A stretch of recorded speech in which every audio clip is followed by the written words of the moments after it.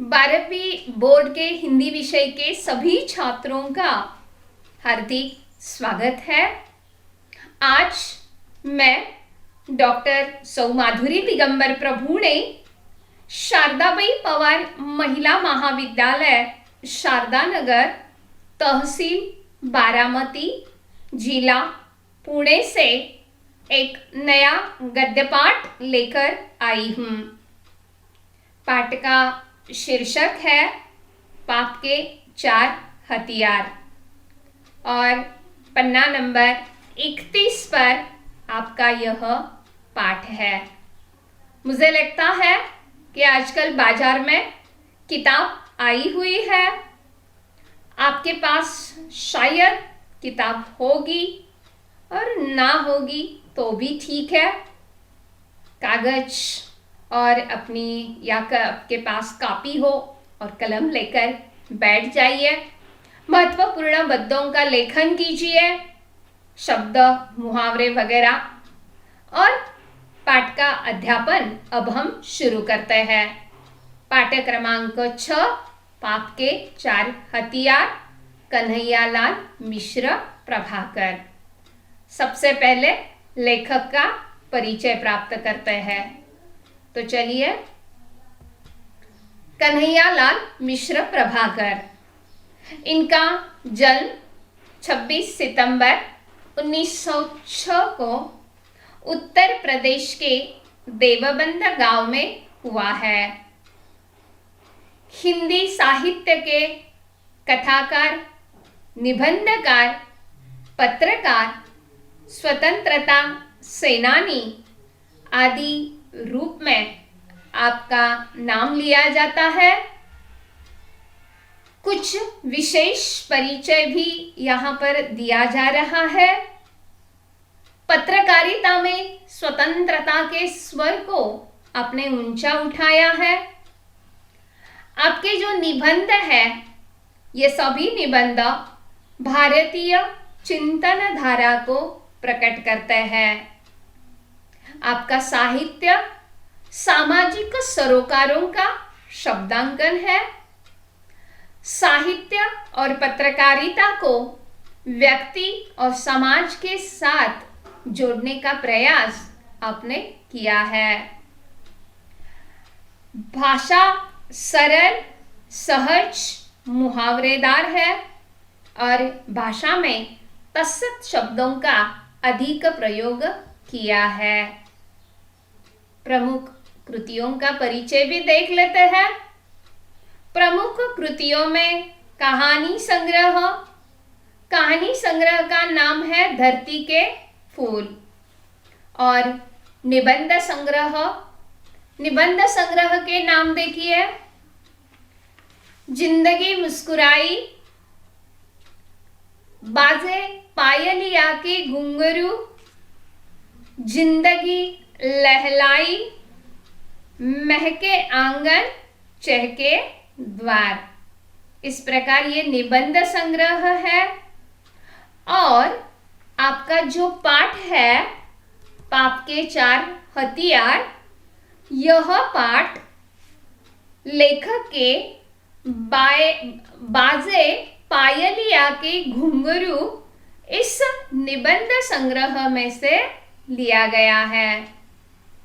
संस्मरण और रेखा चित्र, इस विधा को भी लेखक ने लिखा हुआ है। इसमें दीप जले, शंख बजे और माटी हो गई सोना, यह प्रमुख रचनाएं हैं।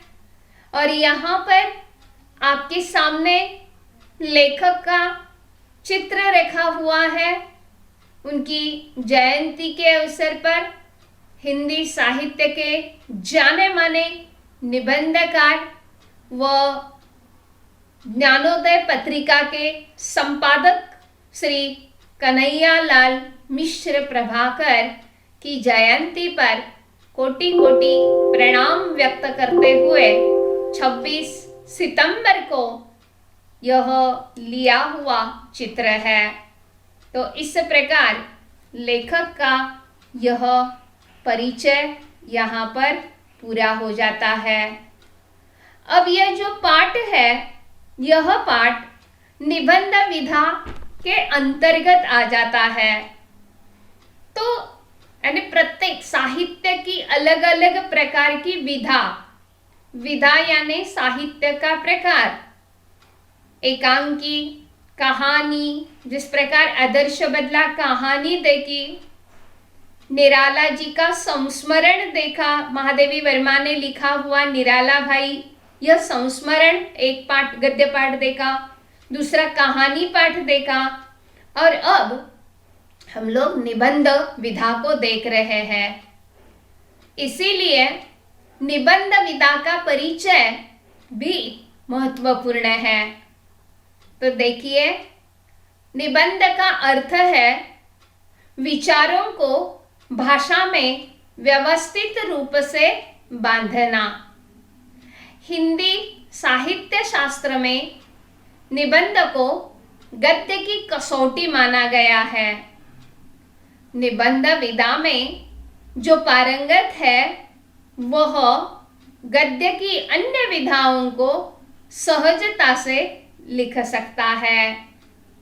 निबंध विधा में वैचारिकता का अधिक महत्व होता है तथा विषय को प्रखरता से पाठकों के सम्मुख रखा जाता है।